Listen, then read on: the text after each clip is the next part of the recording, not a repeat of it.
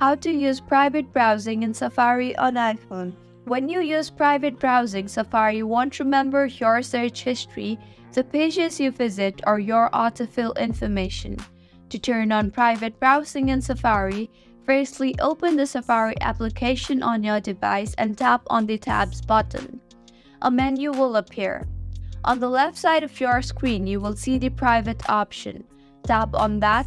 Depending on your iOS version, the appearance of private browsing may be different.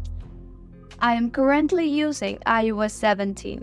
The new feature in private browsing includes locked private browsing, advanced tracking, and fingerprinting protection and enhanced extension control. Tap on the Continue button. I will enter my Face ID here to proceed further.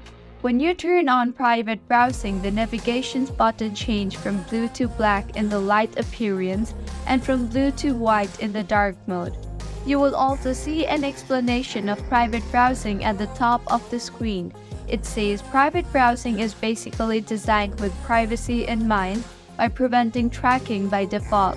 Now you can visit a website without creating a browsing or search history in Safari. To turn off private browsing, tap on the Tabs button again.